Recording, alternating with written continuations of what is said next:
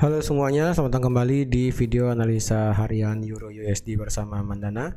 Ini adalah analisa harian Euro USD pada hari ini tanggal 3 Maret 2023 hari Jumat. Seperti biasa, jika teman-teman suka dengan videonya, teman-teman jangan lupa like dulu videonya, subscribe bagi yang belum subscribe, hidupkan lonceng dan di-share yang sekiranya memerlukan analisa harian di Euro USD pada hari ini. Sebelum saya mulai, disclaimer seperti biasa ya, bagi teman-teman yang baru nonton ataupun yang sudah berulang kali nonton, di sini saya hanya memberikan edukasi berupa bagaimana kita bersama untuk belajar menganalisa suatu market. Jadi segala tindakan aktivitas trading untuk teman-teman, yaitu untuk open posisi buy dan sell, itu kembali lagi ke tanggung jawab teman-teman sendiri, karena itu merupakan akun trading teman-teman. Dan juga di sini kami tidak memaksakan untuk teman-teman ikut ke dalam apa yang sudah dianalisakan di dalam videonya, karena sekali lagi teman-teman punya hak dan pendapat pribadi dalam hal menganalisa suatu market di forex ataupun di komoditas yang lain. Tapi jika teman-teman menganggap video ini sebagai bahan referensi, it's okay, saya ucapkan banyak terima kasih. Tapi jika misalnya tidak sesuai dengan pandangan analisa teman-teman pribadi, juga tidak apa-apa. Oke, langsung aja untuk kita lihat di Euro USD ya. Jadi pergerakan Euro USD selama satu hari kemarin hampir membuat engulfing ya. Hari Kamis kemarin hampir membentuk engulfing bearish, hampir banget ya. Bisa dibilang hampir banget membentuk engulfing bearish, karena kalau dilihat pergerakan turunnya itu sudah hampir melewati ya, Dan kalau dilihat turunnya itu pas banget di 61,8 di sini ya. Dan kalau kita lihat secara fundamental ya, secara fundamental kemarin itu data yang diberikan di euro dari segi inflasi ya. Data inflasi di Italia itu meningkat dari 10 turun sebenarnya dari Italia. Berarti hanya Jerman, Spanyol, dan Prancis yang inflasi tahunannya itu meningkat. Sedangkan untuk dari segi negara Italia sendiri sudah turun dari 10,8 menjadi 9,2 ya kan, which is good. Tapi untuk dari segi euro itu jelek.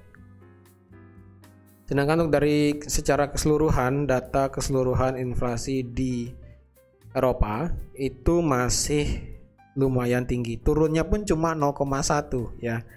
Ini dari yang sebelumnya 8,6 turun menjadi 8,5%. Core CPI-nya malah naik ya. Core CPI naik nih. Ini naiknya lumayan ini, 8,3 menjadi 5,6. Biasanya sih CPI dan Core CPI biasanya turun ya, sama halnya seperti di Inggris dan di Amerika. Ketika walaupun CPI-nya ini turun sedikit, biasanya Core CPI-nya juga akan turun. Tapi ini tumben apa ya, bukan jarang ini tuh apa ya, bisa dibilang ya, baru saya lihat ini yang dimana data CPI ya, yang dimana angka inflasi tahunan ini turun 0,1, tetapi angka inflasi inti tahunan itu meningkat 0,3. Ini hasilnya mix di sini ya. Walaupun sebenarnya ini datanya ini secara perekonomian itu jelek, tetapi mengingat nanti di tanggal 16 Maret 2023 hari Kamis itu akan ada ini ECB meeting ya. Jadi otomatis kemungkinan nanti pada saat di hari Kamis 2 minggu lagi itu, karena ada data inflasinya ini cukup masih besar ya, jadi kayaknya ECB akan tetap menaikkan suku bunga 50 basis point atau bahkan bisa ke 75 basis point, tergantung nanti pandangan mereka ya. Dan kalau dilihat pada hari ini kita ada berita dari USD dan juga euro. Kalau dari segi euro sendiri kita cuma ada data mengenai services PMI dan juga services PMI di Amerika ya. Nah, jadi ini merupakan hari Jumat yang dimana harinya tentang services PMI dari negara Eropa ya, dari apa namanya, Spanyol, lalu ada di Jerman, lalu ada juga di negara Eropa itu sendiri dan juga di negara Amerika. Jadi kalau dilihat semua services PMI-nya di sini mengalami kenaikan ya. Untuk dari segi Eropa sendiri dari 50 diperkirakan naik jadi 53, untuk Jerman sendiri dari 50 menjadi 51, untuk Italia sendiri dari 51 menjadi 53, which is good ya. Dan juga untuk dari segi Perancis dari 49 menjadi 52. Jika data yang di print nanti sore ini kan jam 5 kurang ya, sampai nanti jam 5, jika data yang di print ataupun yang dicetak nanti adalah bisa di atas di angka ekspektasi, di atas forecast, maka otomatis euro akan bergerak naik. Tetapi jika nanti malam data yang keluar pada saat USD ini meningkat, maka pergerakan euro USD kemungkinan akan stuck ataupun tidak akan kemana-mana. Kecuali jika USD-nya di sini drop, data services PMI-nya di sini di bawah 54,5, maka otomatis euro USD akan bisa terbang. Nah, sekarang terus bagaimana nih? Apakah kita bisa ambil posisi untuk euro USD? Well, problemnya adalah kalau dilihat memang dia sudah break trend line ya. Sekali lagi dia memang sudah break trend line, tapi kalau dilihat break trend line yang di sini itu belum ya. Ini trend line yang di sini belum di break. Jadi di sini false break, kemudian di sini juga ada false break. Dan di sini harga sedang mendekati trend line tapi belum bisa turun. Dan kalau dilihat juga trend line di sini kan sudah selesai ya. Trend line sini juga sudah selesai. Jadi otomatis targetnya adalah bisa sampai di trend line yang paling atas. Dan kalau kita coba lihat trend line yang di sini, ini trend line-nya di sini sudah di break ya, sudah di break tapi harga malah masuk lagi. Kemungkinan ini terjadi false break kayaknya ya. Sepertinya ini akan terjadi false break. Jadi kalau dilihat ya sepertinya akan terjadi false break, yang dimana di sini juga ada satu area demand juga dan juga merupakan area support juga ya. Yang dimana area supportnya ini ada di sini di angka 5785 ya, 5785, yang dimana ini menjadi support di break, kemudian jadi resisten di break, kemudian jadi support. Ketika support ini terjadi, harga kemudian terbang dan harga balik lagi ke sini ya, harga balik lagi ke sini dan kemudian terbang. Dan sekarang pergerakannya adalah di euro USD, dia membuat higher high ya, higher high dan higher low ya, higher high dan higher low. Jadi otomatis kemungkinan pergerakannya akan bergerak bullish. Lalu di mana kita bisa ngebuy? Sebenarnya kalau ngebuy kita sudah kemarin telat ngebuy di sini ya. Ini pas banget, di sini ada area demand. Di sini juga ada area demand, yang dimana demand di sini mepet dengan demand yang ada di bawah di sini ya. Tapi untuk sementara kita pakai demandnya di sini aja.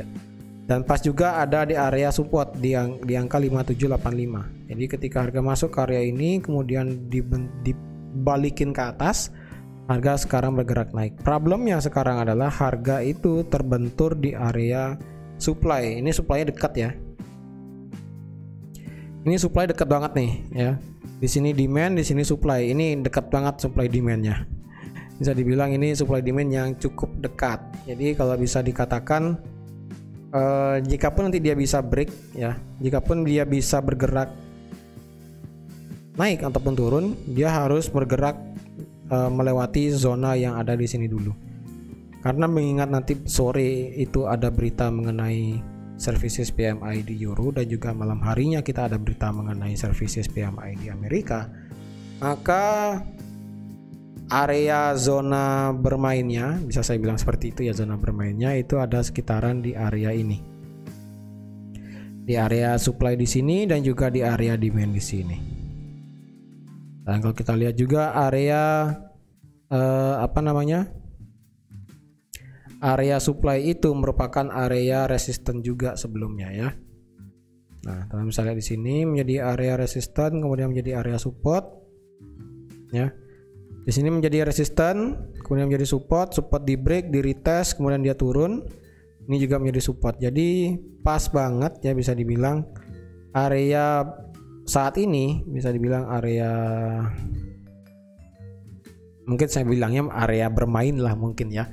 Area bermainnya saat ini adalah di 6315 sampai di 5785, yang dimana range-nya ini sebesar 52 pip. Oke, 52 pip. Jadi jikapun dia bergerak atas bawah, kemungkinan dia bergerak di antara dua range ini. Jika dia bisa break ke atas, ya break ke atas seperti ini, maka targetnya kemungkinan adalah sampai di area trendline di sini. Dan jikapun dia turun, targetnya kemungkinan adalah bisa sampai ke area support paling bawah di sini. Dan ini support pokoknya, yang usah saya garis juga teman-teman sudah lihat. Jadi misalnya dia turun sampai ke demandnya di break, maka kemungkinan dia bisa turun sampai ke area paling bawah supportnya. Karena harga sekarang berada di tengah-tengah dan juga area bermainnya ini cukup kecil, ya. Jadi kalau saya pribadi sih tunggu berita. Kalau saya pribadi tunggu berita keluar, dan jika memang beritanya itu bagus dari segi euro, ada juga konfirmasi buy, kemungkinan saya akan ngebuy. Tapi dengan kondisi 6315 ini di break dulu dan retest, kemungkinan dia akan mengejar area trendline di sini. Jadi kalau kita lihat dari sini sampai sini itu setidaknya 60 pip. Ya, it's okay, it's good, seperti itu. Ya. Yang penting harga daripada euro USD itu tidak membreak low terendah higher low sebelumnya yang ada di sini ya. Higher low yang ada sebelumnya di sini. Seperti itu. Dan kalau kita lihat juga di H1, kayak tadi saya ada lihat sesuatu ya. Kayaknya di sini di H1 di sini ada bullish divergence kayaknya ya. Seperti biasa. Di sini kayaknya ada bullish divergence di sini nih ya. Di sini ada bullish divergence. Jadi teman-teman yang trading pakai indikator oscillator, coba dilihat di sini benar nggak ada bullish divergence ya di time frame H1 yang low-nya yang ada di sini sampai sini ya. Benar nggak ada bullish divergence? Dan jika benar ada bullish divergence, maka kemungkinan area 6315 ini bisa di break. Ya, seperti itu. Oke, jadi teman-teman sekian aja untuk analisa euro USD pada hari ini. Jadi kesimpulannya saat ini adalah arena bermainnya dari euro USD cukup kecil ya, cuma 60 pip. Jadi bisa dipergunakan dengan baik yang ingin ambil posisi, tapi yang ingin ambil posisi bisa menunggu juga pada saat berita nanti sore itu keluar, atau mungkin sekalian nunggu berita malam di market USD. Jadi sekian aja untuk analisa euro USD pada hari ini. Terima kasih sudah menonton video ini sampai habis. Terima kasih juga sudah like, share, dan subscribe seperti biasa. Dan sampai jumpa lagi di analisa harian euro USD minggu depan. Bye bye.